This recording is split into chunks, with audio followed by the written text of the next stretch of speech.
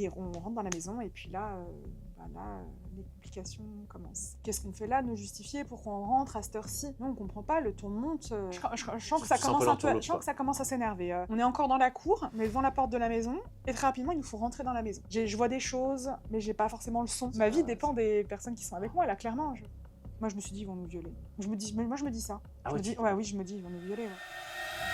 Et salut à tous, bienvenue dans cette nouvelle vidéo d'interview d'une histoire fascinante. Je propose du coup un nouveau concept, un nouveau format vidéo où je vais vous faire découvrir beaucoup d'histoires. Et on va commencer tout de suite avec celle de Ninon. Ninon qui s'est fait séquestrer à l'âge de 15 ans au Togo, vous verrez. Elle va raconter toutes ses anecdotes sans filtre. L'échange va être passionnant. Moi-même, je suis complètement immergé dans son histoire. En tout cas, n'hésitez pas à vous abonner si cela vous intéresse. Et on part tout de suite avec Ninon.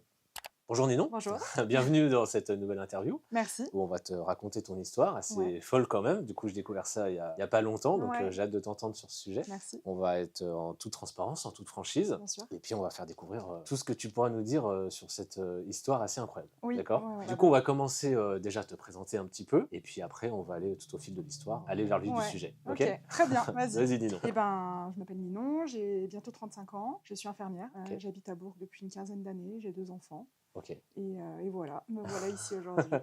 Et du coup, passionnée avec les rencontres. Oui, voilà, passionnée des rencontres, des histoires. Dans mon métier d'infirmière, je rencontre beaucoup de gens. Ok, ça va. Je parle beaucoup avec mes patients. Et je trouve que tout le monde a toujours des belles histoires à raconter. Belles dans les expériences de vie, belles dans les rencontres, comme on disait tout à l'heure. Des choses improbables aussi, des métiers. Des fois, je rencontre des patients avec des métiers, des histoires de vie ça doit être assez dingues. fou, du coup, à entendre, quoi. Ouais. J'ai beaucoup d'histoires dans la tête. J'ai des patients qui restent avec moi pendant longtemps. Je suis très curieux de tout ça. Ouais, franchement, je pense que toutes les infirmières se reconnaîtront. Ok, ça marche. Les patients ont beaucoup de choses à nous apporter. Des fois, on rigole, des fois, on pleure avec les patients. Ouais, j'imagine, plein d'émotions. Ouais, c'est ça. Et je suis un peu comme toi, je suis passionnée des histoires des gens. Ok, bah ça tombe bien, parce qu'ici, on est là pour raconter toutes les histoires possibles, super. diverses et variées, que ça soit drôle, moins drôle. Exactement. Et du coup, ça soit vraiment extraordinaire. Avant d'entamer ton périple au Togo, on va commencer au début de l'histoire, du coup. Donc, à cet âge-là, tu as 15 ans, tu vis en France. Oui, c'est ça. Et du coup, tu es encore au collège, lycée? Je suis au lycée, je suis en seconde. J'ai 15 ans, je suis sur l'année de mes 16 ans. Je suis née après l'été. D'accord, ok. Donc et là, je pars pendant l'été. La seconde, c'était quoi, première à peu près là, du coup, je passe en première. Tu passes en à ce première. moment-là, voilà. Et je pars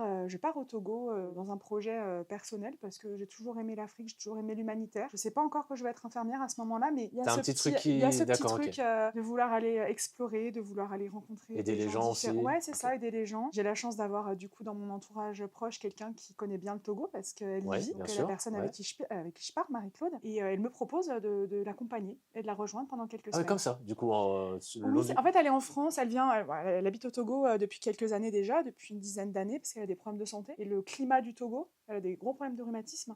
Le climat du Togo est un petit peu plus favorable pour sa santé. D'accord, ok. C'est quoi, c'est plus sec, plus humide ou... Je ne saurais pas te dire, parce que ça remonte quand même un petit peu de temps, parce que je n'ai plus 15 ans. Les souvenirs restent un peu. Oui, voilà, puis j'étais une ado, donc c'est vrai que ce genre de choses... Oui, c'est vrai que c'est superficiel. Ouais, c'est ça. Je sais juste que voilà, elle est bien au Togo, elle y vit bien, elle a une pension d'invalidité en France, qui lui permet pas forcément de bien vivre. Et au Togo, pour le coup, voilà, elle peut se permettre de vivre un petit peu mieux. Elle adore aussi le voyage, elle adore ce pays. Elle a un lien, je sais plus dans son histoire, mais elle connaît déjà, elle y est déjà allée. Et donc, elle décide de s'installer là-bas.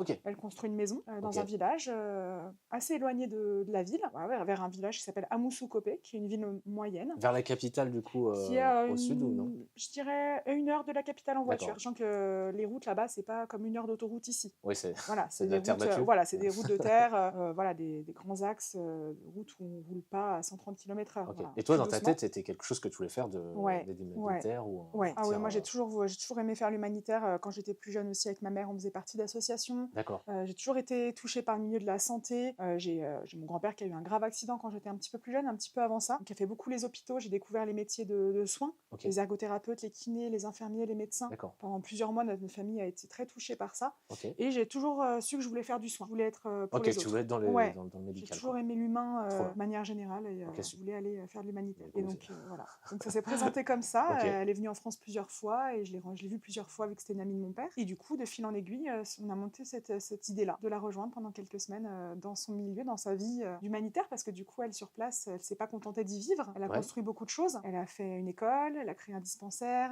Elle fait venir des containers avec des livres. Elle était à la retraite, elle, ou elle était... Elle est en invalidité. Invalidité, d'accord. Voilà. Donc elle ne peut plus travailler à cause de ses problèmes de santé. Elle rentre régulièrement en France pour des soins, pour voir son médecin, etc. Mais elle vit la plus grande partie de l'année au Togo. Ok, d'accord. Voilà. D'accord. Donc toute seule ou en famille? Toute seule. Toute seule. Ouais, Okay. ses enfants sont grands. Elle, à l'époque, elle a l'âge de un peu plus âgé que mon père, donc elle a à cette époque-là, je pense, une cinquantaine d'années. Ouais, 50-55 ans, donc ses enfants sont grands et ont leur vie. Voilà. Elle n'a pas de conjoint, pas de mari. Ouais, elle n'a pas d'attache. Ouais, voilà. Voilà, Elle n'a pas d'attache particulière et donc elle tombe amoureuse du Togo et elle décide d'y faire sa vie. Ok, bah trop bien. Donc là, du coup, tu dis, elle te propose de partir avec elle. C'est ça. Pour une durée de combien de temps? 2 mois, du coup? Un petit peu moins, 6 ou 7 semaines, quelque chose comme ça, c'est quand même déjà un grand voyage à 15 ans. Hein. C'était la première fois que je prenais l'avion, moi. Hein. J'étais jamais partie. Oui, tu te dis, tiens, allez, c'est parti à l'aventure. Ouais, c'est ça. Et puis je pars avec quelqu'un que je connais. Donc quand même, c'est quelqu'un que j'ai déjà vu, qui connaît très très bien mes parents. Tu prends pas ton sac à dos et c'est parti. Non, je pars quand même dans quelque chose qui est quand même plutôt encadré. Elle est là sur place, du coup, elle a créé une association pour faire venir des livres, des dons, des fournitures scolaires. Elle crée une bibliothèque, un dispensaire. Donc il y a quand même un village qui se crée autour de cette maison, mais elle crée un village qui s'appelle Lovisakopé d'ailleurs, qui existe. D'accord. Et donc elle s'établit là-bas. Et elle commence à être un peu connue, quoi. Reconnue pour... Oui, elle est connue parce que du coup elle a créé ce village. Et au Togo, il faut savoir qu'il n'y a pas de maire, mais il y a des chefs de village. D'accord. Et donc elle devient la chef de son village, ce qui est exceptionnel pour une femme, et encore plus pour une femme blanche. Donc elle a vraiment sa petite notoriété sur place. Elle a beaucoup de liens aussi avec la capitale, parce que c'est un peu... c'est 20 ans quand même. Bien sûr, bien sûr. Blanche qui vient, qui devient chef de village. On n'est pas dans la société de maintenant encore plus. Voilà, c'est ça, qui est intronisée en tant que reine du village, parce que c'est vraiment ça là-bas. C'est pas les maires, c'est les rois et les reines des villages. Ah ouais, d'accord. Donc en fait, ils sont élus par... C'est même pas élu, en fait, c'est la reine. La reine du village. Oui, c'est ça. Ok, trop bien. Donc du coup, elle a... Voilà, c'est ça. Donc elle a, il y a des enfants, il y a des enfants qui sont orphelins, il y a des familles. Donc elle est connue là où elle est connue localement, oui. C'est important pour exactement. la suite de l'histoire. Oui, voilà, c'est ça. Du coup, ils tombent pas sur n'importe qui. Non, c'est ça. Donc je pars quand même quelque chose de très encadré. Et donc après, là, tu prends l'avion, j'imagine. Je prends l'avion avec elle. Oui, non, je prends l'avion avec elle. Première fois que je prends l'avion. J'arrive à Lomé en début de nuit. Après avoir pris l'avion, on prend la voiture, on fait 1 heure de route, on quitte la capitale et puis on arrive à Lovisakopé, on s'installe et puis nous voilà. Je suis dans une maison. Hein. Oui, c'est pas une maison en dur. Non, je suis dans une maison en dur. Cabane de paille.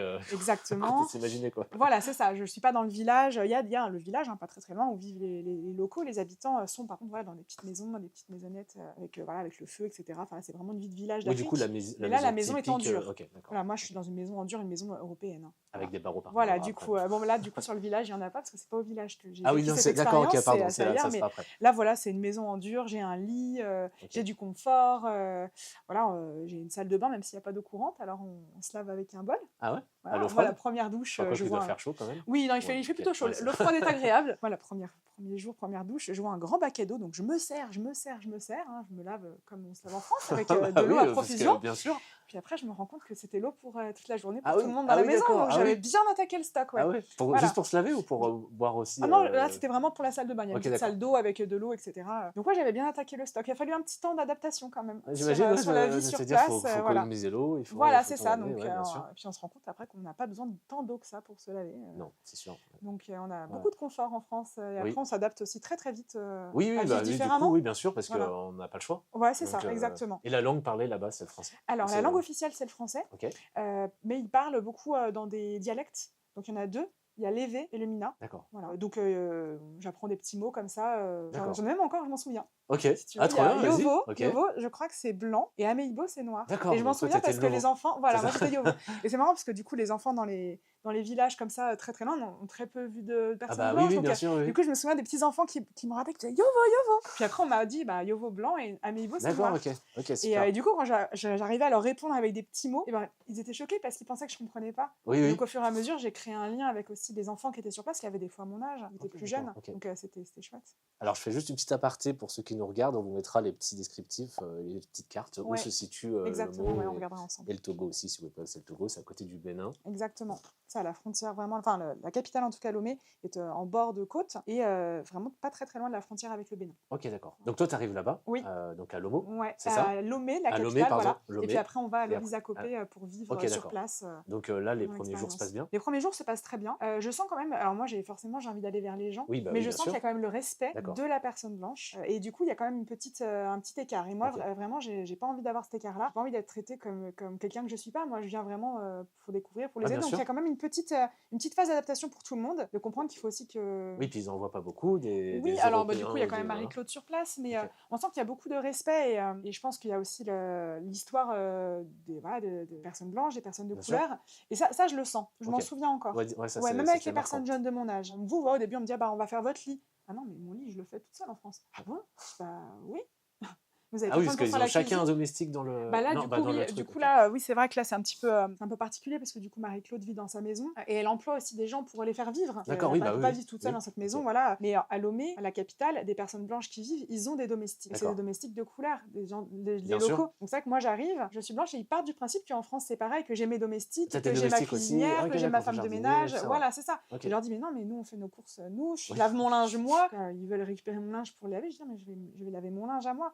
Et ça, ils comprennent pas au début. Ah oui, donc c'est... Oui. Ok, d'accord. Okay. Donc, pour eux, c'est pas normal que toi, tu laves ton... Ils comprennent pas, ils se disent, mais ah oui, elle fait ça. Donc du coup, il y a ce petit moment d'adaptation. Et très vite, en fait, je leur dis, mais on est pareil, en fait. Moi, je vais à l'école aussi. Moi, j'ai mes parents, j'y vais avec mes parents. Dans mon village, je suis comme vous. Même si ma couleur est différente et que mon pays est différent, ma culture est différente. On est pareil. On est sur le même... Exactement. Okay. Moi, j'insiste très vite sur ça. Et ça se passe très bien. Donc, je vais rencontrer les enfants à l'école, qui viennent de plusieurs villages aux alentours. Et tu avais pris des choses avant de venir? Ouais, j'avais pris des petites choses. Okay. J'avais récupéré des crayons de couleur, des cahiers, des coloriages, des choses comme ça. Okay. J'étais allée voir, je me souviens, avec mes parents, on était allés toquer aux portes des grandes surfaces pour savoir s'ils ne pouvaient pas faire des dons, etc. Bon, c'est quand même pas évident. Oui, j'avais pris des choses, j'avais pris des petits bracelets, j'avais pris des perles ou des petites choses. J'étais avec des choses dans ma valise. Voilà, j'étais venue avec une grille de un carnet de sudoku. Oui, ils connaissaient pas, là, comme je te disais au début. Et du coup, je leur ai appris à faire des sudoku, ils connaissaient pas et c'était chouette. Et puis tu avais peut-être le vieil appareil photo. Oui, j'avais l'appareil photo. T'avais pas l'Instagram ou le TikTok. Ah non, il n'y avait pas TikTok, il n'y avait pas Instagram. J'avais peut-être bien Facebook, mais c'était tout début. Oui, c'était tout début. C'est dinosaure. C'est clair. Trop jeune qui nous regarde. Voilà, c'est ça. Ça n'existait pas. Il n'y avait pas Messenger, WhatsApp, etc. Voilà, et puis il n'y avait pas Internet. Et oui, en effet, les réseaux comme WhatsApp, on peut communiquer gratuitement. Tu documentais pas tous les jours sur les réseaux. Non, et même pour les proches, on ne pouvait pas envoyer des nouvelles comme on peut maintenant en se connectant à Internet. Oui, bien c'était ouais, c'est un petit peu ça. Voilà, oui, c'est un petit peu ça. Ok, ça marche. Donc ouais, j'ai mon petit appareil photo que j'avais eu pour Noël et je prends plein de photos que j'ai jamais pu récupérer du coup. D'accord, ok, ça on va le voir après pour la suite, le pourquoi du comment, voilà. C'est sûr, oui, du coup. Ouais. Et du coup, après, donc, tu es allée dans cette école, et après, tu vas voir d'autres choses encore Ouais, je vois plein de choses. Au début du séjour, j'écoule le village, après, très rapidement, il m'arrive... la situation quand on arrive. Et sur le reste du voyage aussi, je découvre la bibliothèque, je découvre un dispensaire, avec des infirmières qui sont présentes. Alors, je ne saurais pas dire le cursus exactement, les diplômes, etc. C'est quand même très particulier, j'étais encore une fois assez jeune. Mais voilà, il y a un dispensaire, il y a des vaccinations qui sont organisées. On surveille aussi les enfants. Oui, tu m'as dit que tu as assisté aussi à un accouchement. J'ai assisté à un accouchement, j'ai eu énormément de chance. D'accord. Je pense que les règles d'hygiène sont peut-être pas les mêmes qu'en France. Oui.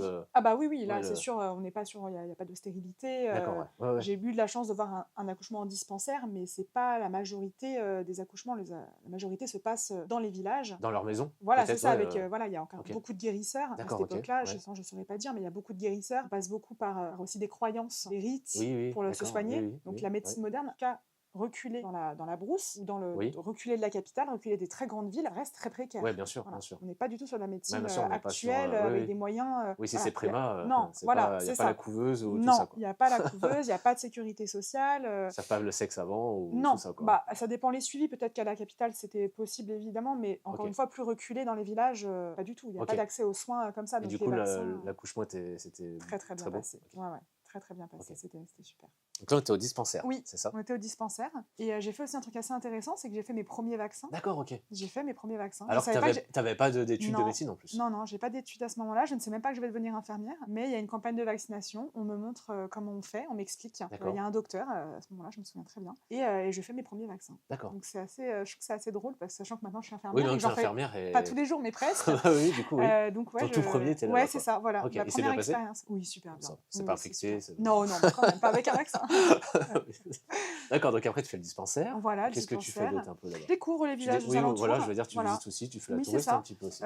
Oui, alors on visite les villages, on rencontre les gens. Marie-Claude avec qui je pars, a aussi pas mal d'obligations. Elle veille aussi à tout ce qui se passe. On participe à la vie quotidienne. Moi, je me lie d'amitié assez rapidement avec une des femmes qui travaille, qui est assez jeune, qui travaille sur place, qui doit avoir une vingtaine d'années, qui aide à la cuisine. Voilà, c'est un peu une dame, un petit, à tout faire. Je trouve que le mot est un petit peu réducteur. manager, c'est pas le bon mot, mais une intendante un petit peu. Oui, qui aide un peu voilà, qui va gérer la vie de maison. la maison. Voilà, qui gère la maison, qui avant travaillait sur la capitale pour un salaire médiocre et loin de sa famille. Et là, du coup, elle peut travailler proche de sa famille, être bien payée, être logée, être nourrie à sa faim. Je sais pas si tu sais encore, mais c'est quoi être bien payé là-bas, du coup? Je saurais plus. Je sais que la monnaie, c'était des francs CFA. Je pense que c'est toujours pareil. Ah oui, il y en a dans beaucoup de pays africains, dans des francs Oui, CFA. Ouais, oui. ok. Je crois que le salaire moyen journalier à l'époque, mais il faudrait que je suis pas sûre, je crois que c'était 1 €. Oui, Enfin, parce l'équivalent de 1 € ça peut être en francs important à CFA. mettre ça dans le contexte Oui. pour l'histoire après. C'est un Oui, pays oui, non, pauvre et que oui, du c'est un coup, pays quand même voilà. qui est plutôt pauvre. Voilà, Ils sont peut-être prêts à tout les pour études, leur famille, pour tout. exactement. Les études, les gens vont pas forcément beaucoup à l'école, il y a pas forcément des écoles de partout. Le travail reste assez limité. Oui, d'accord. Donc, d'avoir une bonne situation, d'être proche de sa famille, d'être nourri, logé, c'est quand même très important. Et c'est peut-être là qu'on s'en rend compte que nous, on a tout le confort et qu'en fait, ils se contentent de ça, quoi. Ah oui. Enfin, pour eux, c'est normal. Exactement. Et je rencontre vraiment plein de gens. Je me souviens d'un monsieur aussi qui me raconte une super histoire. Moi, je suis jeune, encore une fois, j'ai 15 ans, ça me paraît logique maintenant que j'ai 35 ans. Mais il me dit, tu sais, dans la vie, il faut imaginer qu'il y a des gros cailloux, des moyens cailloux et des tout petits grains de sable. C'est les problèmes de la vie. Il y a les gros problèmes, les moyens problèmes et les petits problèmes. Si on met tous les gros problèmes au début et après les moyens, il n'y a plus de place pour les choses moins... Enfin, comment il m'avait dit ça? Je suis désolée, je trouve plus. L'image était superbe. Il m'avait dit, non, c'était. Donc les gros cailloux représentent les choses très importantes dans la vie, les moyens cailloux, les choses moins importantes, et le sable, les petites choses moins importantes. Et il faut bien réfléchir à comment on va remplir son bocal. Okay, si on met toutes les petites choses pas importantes, après on a la place. Pour les grosses choses. Voilà. Que si on met les grosses qui prennent la place, après les petites choses vont venir. Exactement. J'apprends aussi plein de choses humainement sur la vie. Les gens m'apprennent vraiment ce que c'est que la vie. Et les gens. Parce que moi, le peu de fois que j'ai voyagé, je trouve que ça t'ouvre l'esprit. Ah, mais oui. Ah oui. Mais vraiment. Et c'est bien, 15 ans, du coup, ça te forme après pour après de la vie, quoi. Oui, et puis ils ont tous le sourire. Oui, du coup, c'est peut-être pas eux les plus malheureux au final, quoi. Ils ont tous le sourire, ils sont tous solaires, ils sont tous contents. Franchement, bon, après, ils vivent des choses difficiles, mais vraiment, les gens sont souriants. Ils sont souriants, ils sont heureux. Ils sont accueillants. Dès qu'on va quelque part, on nous propose à manger. Les mets locaux, hein, donc le foufou, c'est à base de manioc, voilà, du riz. Oui, simple en plus. Oui, c'est ça. Et c'est compliqué de refuser. Bah oui. Parce que du coup, j'imagine. C'est compliqué de refuser, mais c'est très convivial. Pour eux, c'est important de manger. C'est les plaisirs simples de la vie, quoi. Oui, c'est ça. Toujours très convivial. Avec les doigts. C'est une belle leçon de vie, quoi. Ouais, c'est ça. Au début, j'étais avec ma petite solution hydroalcoolique. Ah ouais. Puis après, à la fin. Il n'y avait pas le Covid encore. Non, il n'y avait pas le Covid. Non, mais c'est vrai que je me disais, il faut que je me lave les mains, je vais pas manger avec mes mains comme ça. Puis après, en fait. Par contre, pour l'eau, peut-être que tu la buvais comme ça. Alors, l'eau, à la maison, je ne me souviens plus. C'est des bouteilles ou pas? Je sais plus. Pour l'eau, tu vois, je sais plus. Je sais qu'à la capitale, on achetait pas des bouteilles en plastique, on achetait des sachets d'eau. Des sachets, je pense qu'on pourra mettre des images. Ouais, carrément. Ça se trouve. Quelques images. Des sachets très souples, assez fins. Et donc, on cassait avec les dents un coin du sachet qui était carré, qui faisait un peu bombé comme un ballon de rugby, mais version carrée. On cassait voilà, c'est ça. On cassait un coin et puis on buvait notre sachet. C'était pas très pratique en fait, parce qu'une fois qu'on a attaqué le sachet, il faut le boire d'un coup. Donc après, je me souviens, c'est juste ce qui m'ont marqué. Voilà, petite anecdote, je m'en souvenais pas. Je pense que ça devait faire 1 litre au moins. Non, pas 1 litre. Non, ça devait faire 500 millilitres peut-être. Ok, bah si on trouve les images, oui, je suis sûre qu'on en trouve. Je suis sûre parce que j'en ai déjà parlé de ça et je sais que j'avais trouvé des photos. Donc je pense qu'on devra en trouver. Oui, vous chercherez. Sachet d'eau en Afrique. Sachet d'eau en Afrique, le Togo, ça serait bien. Mais à la maison, c'est vrai que je ne sais pas. Et donc après, donc là, tu as fait un peu toute ta petite vie.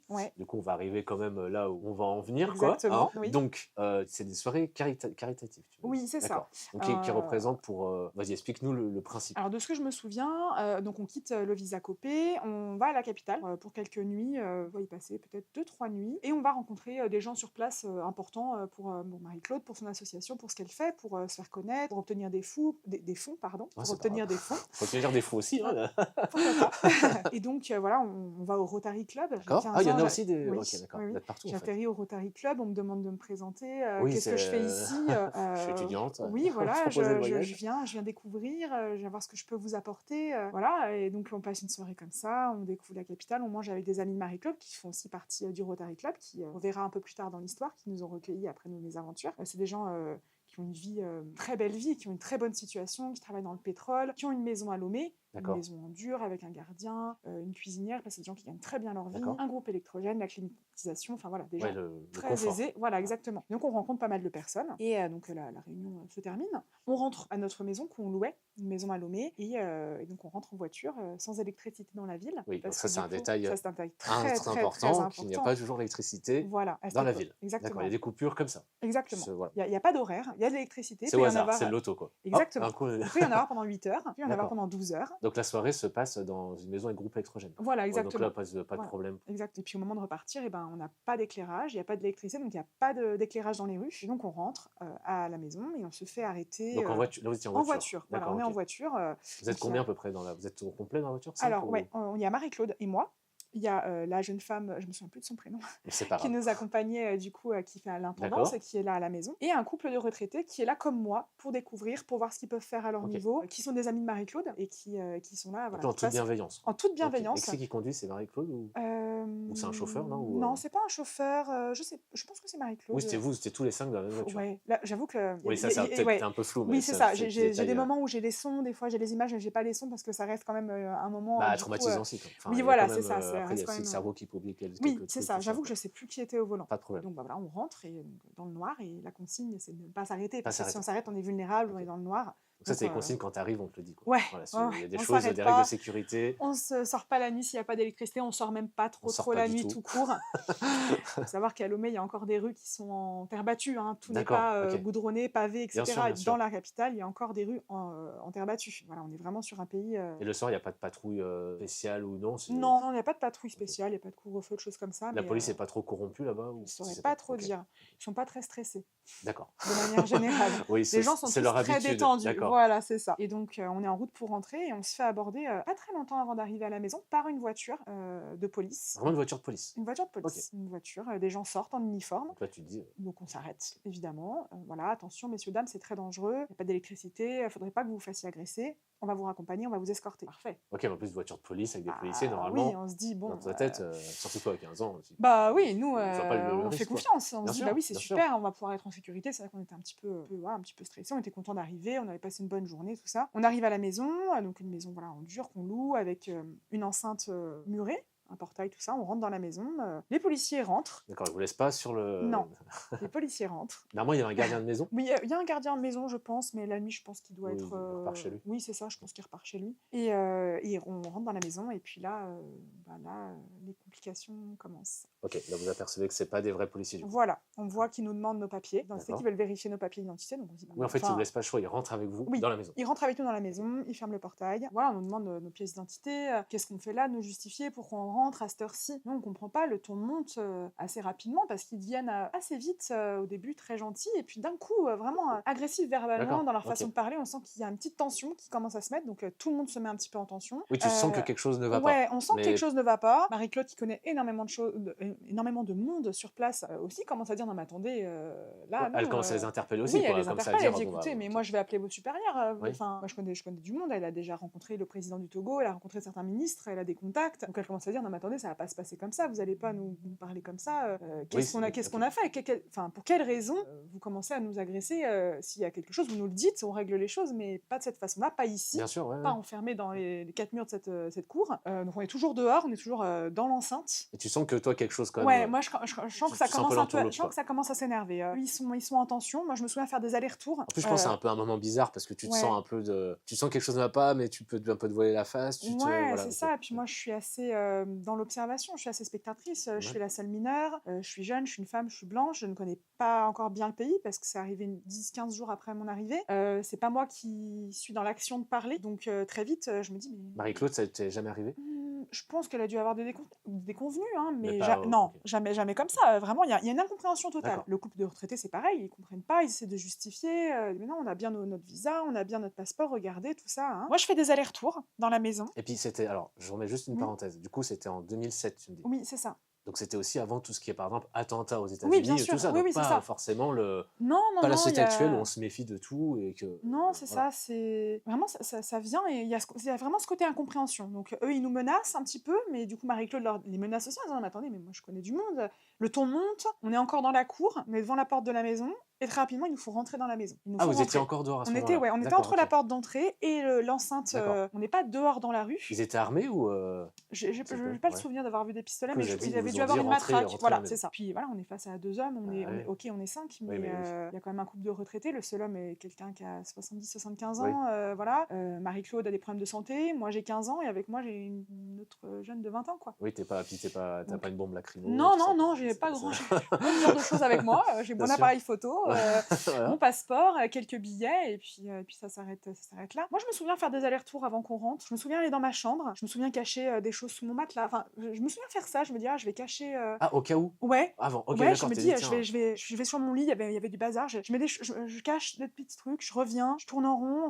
Voilà, on est. Il y a cette tension, on sait pas trop ce qui va se passer. Et puis là, il nous faut rentrer à l'intérieur de la maison. On ne peut pas sortir. D'accord. Parce que du coup, il y a des barreaux aux fenêtres. Ah oui. Les fenêtres, c'est pas des fenêtres qui s'ouvrent, comme je te disais, des fenêtres européennes voilà, qui s'ouvrent comme ça. C'est des lames de verre rectangles, très longues, qui sont les unes sur les autres et qui se déplient comme ça. D'accord, donc ça, on mettra en image Voilà. de ça, mais d'accord. Elles sont assez épaisses. On ne peut pas passer à travers. Non, on ne met pas un coup de pied dedans. Puis même après, tu veux Et puis partir, dans tous les cas, il y a les barreaux, donc ouais. ils nous font rentrer. Et, au niveau donc pas d'électricité. Pas d'électricité. Voilà, pas donc là, c'est quoi? C'est lampe torche? C'est oui, lampe de téléphone. Okay. Voilà, le flash du petit téléphone. Eux, ils ont des lampes. Il y a des lampes aussi dans la maison. Et puis voilà, c'est violent. Je me souviens que Marie-Claude se fait prendre le bras contre l'encadrement métallique de la porte qui se referme, en fait, les barreaux de la porte. Elle se fait un bel hématome, elle se fait tordre le bras. Ils nous poussent. Moi, ils m'ont rien fait. Hein.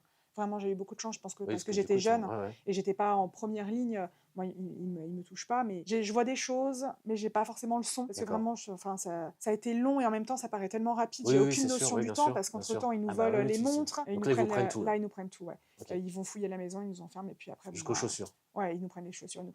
Ils nous prennent tout, ils fouillent les sacs, ils soulèvent les matelas, ils soulèvent les oreillers. Du coup, ils te piquent les choses ils nous piquent, cachées, ils nous piquent, vraiment, ils nous piquent. Et du coup, il n'y a peut-être pas de voisins autour ou pas de... Non, tu peux rien ils faire, prennent les alliances du couple qui est marié, les boucles d'oreilles, c'est du toc. Moi, j'avais dû acheter ça chez Claire's, donc comme ça.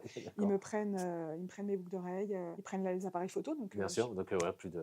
pas de photo, plus en tout cas du début. Après, j'ai revu un appareil photo sur la suite. Mais, plus d'argent, plus rien. Mais non, plus rien. Voilà, tout dépouillé. Ça dure un moment. Au niveau temporalité, je ne saurais pas dire, mais ça a duré, je pense, au moins 2 heures. Ah oui, quand même. C'est quand même pas 30 minutes, quoi. C'est pas un cambriolage de 5 minutes. Non, parce qu'on est déjà resté un bon moment dehors. Et puis, du coup, il y a des agressions aussi, quand même, physiques. Oui, c'est ça. Oui, et puis il y a le choc, il y a des cris.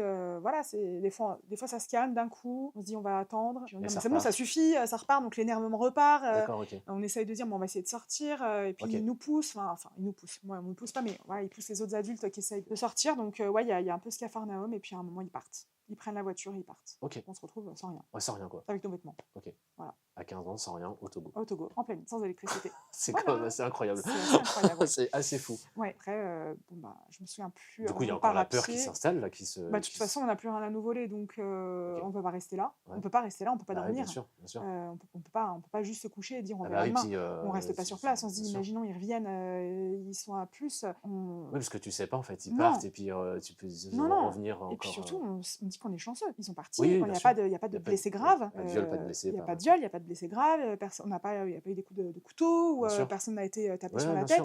Donc on se dit, il faut qu'on parte. On peut pas rester là. C'est pas possible. Ils ont pas pris la voiture. Si, ils ont pris la voiture. On n'a plus rien. Vraiment à pied. Non, on est à pied. Ils repartent avec leur voiture et la nôtre. On n'a plus rien. On n'a plus rien. Donc en fait, on n'a plus rien à voler.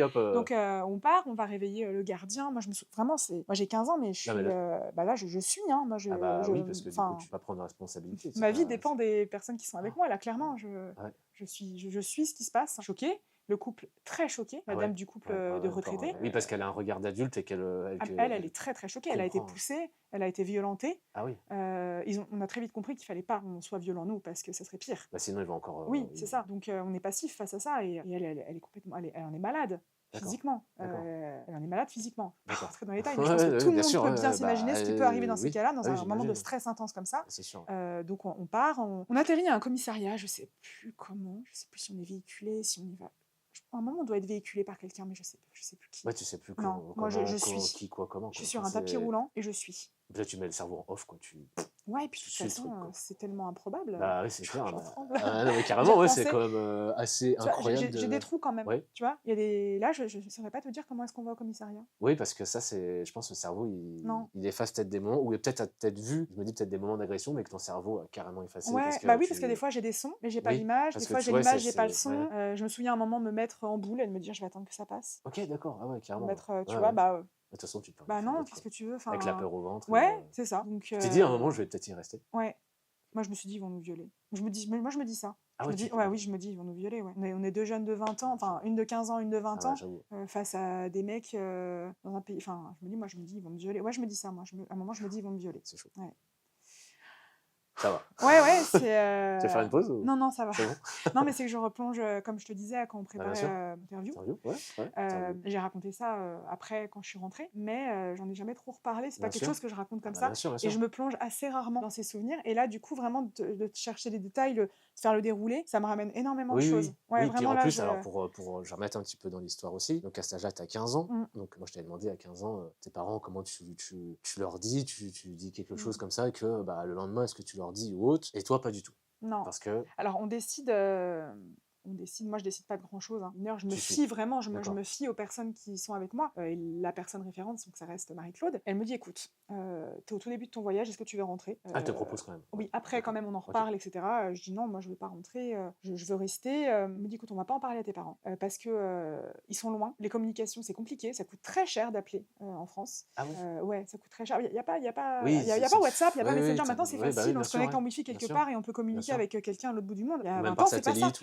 Oui, il y a 20 ans, c'est pas ça. Ça coûte très cher d'appeler. Je dis écoute, on va pas pouvoir rentrer dans les détails, on va pas pouvoir leur expliquer. Ils vont s'inquiéter. On leur racontera quand on sera rentré. Si tu ne veux pas rentrer, maintenant on est en sécurité. On leur dit pas. Donc je pars avec ce secret. Je reste avec ce truc-là et on n'en reparle pas vraiment sur place. Et je pars dans un contexte familial compliqué. C'est compliqué chez moi, c'est compliqué dans ma famille. Le voyage, c'est vraiment un truc que j'attends. Et donc j'ai pas non plus envie d'emmerder mes parents avec ça. D'accord. Ok. Voilà. Je me dis bah oui, en effet, ça va les inquiéter. Je vais pas pouvoir leur expliquer. L'important c'est qu'ils sachent que je vais bien. C'est le cas, je vais bien. Il m'est rien arrivé de grave. On leur racontera après. Donc c'est vrai que j'ai pas raconté cette histoire énormément. Proches savent qu'il m'est arrivé quelque chose. Voilà, on a été agressé. Voilà, globalement, j'ai été agressée au Togo. Bien sûr. Et puis, comme tu disais, il fallait rien dire. Oui, voilà, c'est ça. Et puis le mot séquestration, je l'ai depuis pas très longtemps, c'est ce que je te disais. Bien sûr. Sur le coup, je me suis pas dit j'ai été séquestrée. Personne nous a dit, on s'est jamais dit qu'on avait été séquestré. Oui, c'est plus tard. Je me suis dit ah oui, en fait. Parce que même avec la société actuelle, maintenant, on vient à des choses comme ça où voilà, une agression, ça peut être ça, même des choses c'est banal avant. Et là, oui, maintenant, tu peux mettre des mots. Maintenant, je peux mettre des mots. Je me rends compte que ça aurait nécessité d'être mieux encadré. D'accord. Voilà. Ok, donc là, après, toi, tu décides de rester. Oui, donc moi, après, je décide de rester. Vous êtes parti où le soir même? Le soir même, du coup, on arrive donc au commissariat. Il y a une sorte de dépôt de plainte qui est fait sur une feuille. Par des policiers togolais. Il n'y a pas vraiment de système informatique, donc on ne sait jamais trop où va atterrir ce papier-là. Bon, franchement, on s'en fout parce qu'on sait très bien qu'il n'y aura rien de plus. On est recueillis par des personnes avec qui on a passé la soirée. Le fameux couple avec des enfants qui travaillent dans le pétrole, dans une entreprise de pétrole, et qui ont une maison en plein Lomé avec gardien 24 heures sur 24, climatisation, groupe électrogène. Électricité à 24. Exactement, climatisation. Oui, j'imagine que là-bas, oui, ça a une température un peu sec, non? C'est très très lourd l'été, c'est humide, il peut y avoir des grosses pluies d'un coup. Saison cyclonique un peu. Ouais.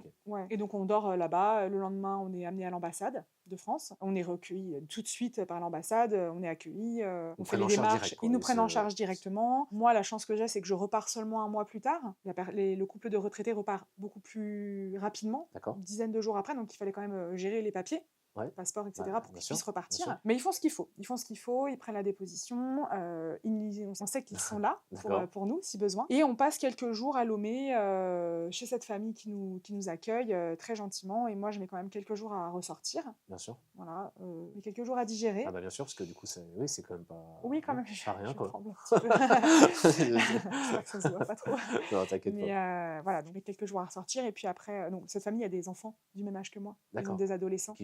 Totalement tout de suite à ta place. Oui, je suis super bien accueillie, très écoutée. On m'accompagne à ressortir et je retrouve les gens solaires que j'ai vus dès le début, les gens souriants. Je vais au marché à Lomé, voilà, j'arrive à ressortir de ça. Et puis vu qu'il faut pas trop en parler à mes parents, tout ça, en fait, la vie continue. Ouais, bien sûr. Donc bien sûr, tu la vie reprend. Et tu dis, du moment où j'ai réussi à ressortir, faire des petites courses, je me dis bah ouais, c'est bon, c'est un épisode isolé. Tous les gens ne sont pas mauvais. Oui. Parce que c'est parce que 2 personnes sur 10 000 sont mauvaises. C'est ça, c'était des circonstances, en pleine nuit, sans électricité, c'est tombé sur nous. Bon, voilà, on était au mauvais endroit, au mauvais moment, ça arrive. Moi, foncièrement, depuis que je suis petite, je crois en l'humain. Forcément, cette expérience m'a fait peur. Bien sûr. Mais je me rends compte que oui, l'humain est bon et que les gens sont gentils. Oui, bien sûr. On n'est jamais à l'abri d'une mauvaise rencontre, mais que ça reste quand même très... Le problème, c'est qu'on entend souvent 1 ou 2 personnes les plus mauvaises et c'est ceux qui font le plus de bruit. Voilà. Et alors que 99%...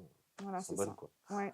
Donc voilà, on reprend notre voyage. D'accord, ok. Et puis, ce qui est assez drôle, c'est que nos passeports sont retrouvés. Ah, quand même. Ah, ils ont Au retrouvé Bénin. quand même. Ah ouais, au Bénin. Ouais. Donc à côté. À côté. En fait, ce qu'on a appris après, c'est que c'est assez courant, ces agressions sur les touristes, qui ne logent pas dans des gros groupes hôteliers, qui se font agresser comme nous, en fait. Hein, D'accord, parce vraiment, qu'il existe quand même des gros groupes hôteliers. oui, Tu il y veux a quand même, partir, il y a quand même des ok. groupes hôteliers. D'accord, Les all Français, on inclusive, les... le truc tout Ouais. barricadé, piscine Oui, et voilà, tout. exactement. Oui, ça existe. Il y a des Hilton. Enfin voilà, il y D'accord, a ok, des, ouais, enfin, ok. Je des pense qu'ils des repèrent un peu Novotel. peut-être les Enfin, voilà, maisons, ils repèrent un peu les... exactement, oui. Je pense qu'on nous avait totalement repérés quand on est parti, Hein? qu'on nous attendait tout simplement. Oui. On attendait notre retour. C'est tombé quand il n'y avait pas d'électricité. On C'est était quand même encore fou plus d'avoir une vulnérables. voiture de police. Hein, Je pense que c'est une voiture qui a été volée. ouais, bien sûr. Ou Ouais, alors c'est des policiers véreux. c'est Je ce que sais j'allais te pas. dire, ouais, peut-être que... Je sais pas. Et donc on apprend, donc c'est très courant, et que souvent, vu que Lomé est très proche de la frontière avec le Bénin, prennent un bateau, ils font quelques kilomètres tout droit, et puis ils passent au Bénin en fait en faisant D'accord, ok. Ah ouais. par la D'accord. voie, par la mer. D'accord. Et après, bon, ils revendent, ils ont sûrement revendu tous Oui, les bah, objets de valeur. oui. Et puis les passeports, ça n'a aucun intérêt pour eux. Donc ils ont jeté par Donc ils terre. ont jeté sur la plage. Ah ouais, puis ça t'est Sur la retrouvé, plage. puis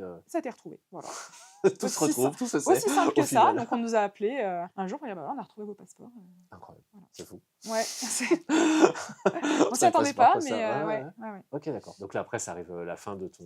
Je fais mon séjour, je continue de vivre des choses exceptionnelles, plutôt sur du coup la brousse. Bien Je sûr. retourne pas spécialement à la capitale, j'en ai pas spécialement envie non plus. tu n'as plus J'y envie de... retourne pour prendre l'avion après. Par contre, je visite le reste du Togo, je vais dans le nord du Togo. D'accord. Je fais des célébrations, des fêtes traditionnelles. Ok, Je d'accord. rencontre plein de monde, c'est super. Ok. J'attrape le paludisme aussi. Ah ouais? Ah bah mince. oui, bah, de toute façon, il y a tellement de moustiques. Ouais, c'est sûr. Ah oui, tu te fais dévorer à... Oui, H24, ouais, quoi. ouais. Donc je repars avec le palu. Nous, on se plaint de nos petits moustiques non, tigres, mais là-bas, ça ça a n'a rien rien à du tout. voir. Ah ouais, Ok, d'accord. Donc voilà, je termine mon voyage Et quand du- même de manière positive. D'accord, ouais, j'allais dire, pour finir sur une note positive, qu'est-ce que tu retiens du Togo, du coup, au final? De ce pays, de ses habitants, de ton expérience, que ça fait grandir aussi plus tard? Bah déjà, c'est des gens très solaires, hein, comme ça, je reste Oui. là-dessus, des gens très accueillants, très solaires, qui n'ont pas grand-chose, mais qui sont prêts à tout offrir, qui sont prêts à accueillir n'importe qui. J'encourage tout le monde à aller se renseigner sur les pays qui peuvent avoir besoin. Bien sûr. Nous, on a plein de choses, mais on ne se rend pas compte qu'une boîte de crayons de couleur pour des Ouais, enfants bien au sûr, Togo, bien ça sûr. fait énormément. Bien sûr. Donc voilà, ne pas hésiter, ne pas jeter vos crayons de couleur, vos Oui, feutres, peut-être, bien terminer vos je sais pas stylos, si c'est tout bête, hein, t'as mais... peut-être t'as plus de lien d'association ou Non, de... maintenant plus. J'ai plus de lien avec Marie-Claude. Je sais pas si c'est le temps, même Ah oui, avec du coup, ouais, voilà, non, c'est y a ça. plus de... Maintenant, on n'a plus de, on n'a Ok. plus de lien. Je sais qu'elle est toujours sur place parce que je l'ai vue il y a pas très longtemps dans une D'accord. émission. J'ai Ah vu à ouais? la télé il y a pas très D'accord, ok. longtemps. Ouais. D'ailleurs, le village s'appelle Lovisa Copé parce que Lovisa, c'est son nom de famille. D'accord. Ah Voilà, oui, ils ont donné. c'est Ah oui, anecdote, voilà. carrément, Donc, ouais, oui, c'est oui, vraiment la oui, voilà, reine, vraiment. Oui, oui, elle a vraiment une son identité reconnaissance là-bas. de... Je sais qu'elle va bien. Je sais qu'elle continue ses actions là-bas. Qu'est-ce que je garde des très beaux souvenirs, des très beaux paysages malgré tout. Et tout en leçon de vie, c'est que quand on vit quelque chose de traumatisant comme ça, qui est inattendu, c'est d'en parler. Bien sûr. Voilà, c'est de Bien prendre sûr. les choses et de pas laisser ça dans un coin et Oui, de bien ne sûr. pas minimiser. C'est important. Il nous est arrivé quelque chose Bien sûr. d'assez Ah bah bien sûr, et puis maintenant, improbable. maintenant vous avez quand même beaucoup d'aide psychologique. Oui, c'est ça, la santé mise en mentale, place, c'est la aussi santé important. mentale. Moi, je m'en suis bien sortie. Santé J'ai pas de mentale. phobie, Oui. j'ai pas de la peur de la foule. Oui, j'ai heureusement que peur t'as pas de été agressé. Quoi. Non, non, Aussi. non. Oui, c'est Enfin, ça. Oui, je pense que le parce que fait je de pense pas que me ça faire aussi, ça peut te violenter pourrir ou la vie, quoi. quoi. Après, j'ai quand même une petite peur du conflit et Bah, j'aime bien pas sûr. trop quand ça brasse dans des événements, quand il y a des gens qui sont un peu violents, tout ça. Ça parle Forcément. fort. Oui, tout voilà, ça. c'est ça. J'aime pas trop j'aime pas trop le conflit, ce genre de choses, mais j'ai pas de trauma particulier. D'accord. Je pourrais revoyager sans problème. Ok. Peut-être pas au Togo. Bah, j'imagine. Il y a plein de Peut-être pays pas au sur Togo, la mais planète à dans voir en d'autres tout pays, cas. évidemment. Ouais. Ok, super. Et ben merci Ninon en tout Avec cas. plaisir, merci à c'était toi de m'avoir passionnant. C'est la première fois que tu en parles comme ça aussi longuement. Ouais. Ça fait. Et t'as apprécié? Ouais. Ça fait du bien? Oui, ça m'a replongé. Oui, des fois ça peut un peu avoir un effet Darling et Young où Oui, bah vraiment là, je me suis remis dedans, quoi. pour vraiment te donner les détails et la temporalité. Je pense que je me suis jamais replongée autant dedans. Ok. Oui, J'y parce pense, que... je sais que ça m'est arrivé, mais jamais toute seule, je me remets comme ça dedans. Ou quand je l'ai raconté il y a pas très très longtemps à l'anniversaire d'une amie, on avait fait un jeu avec des anecdotes. Voilà. Je dis bah voilà, j'avais 15 ans, il nous est arrivé ça, mais là vraiment, on a essayé de suivre chronologiquement ce qui s'est passé pour t'apporter le plus de détails. Donc oui, c'est vrai que j'ai senti un moment que je sentais que j'ai eu un petit coup de chaud, je sentais qu'il y avait l'émotion qui remontait un petit c'est peu. totalement normal, c'est quand même quelque chose. De se replonger, ouais. C'est pas habituel, quoi. Non. Donc, ouais. Non, voilà, c'est ça. Eh ben merci Ninon, en tout Avec cas. plaisir. Je vous donne rendez-vous pour d'autres vidéos aussi fortes que ça. Plein de sujets à vous faire découvrir. J'espère que vous avez apprécié ce nouveau format. Et puis merci Ninon. En tout cas, je te souhaite une belle journée, une belle suite. Et puis à bientôt. Ciao. Merci Ninon. Avec trop plaisir. Cool. C'est trop bien.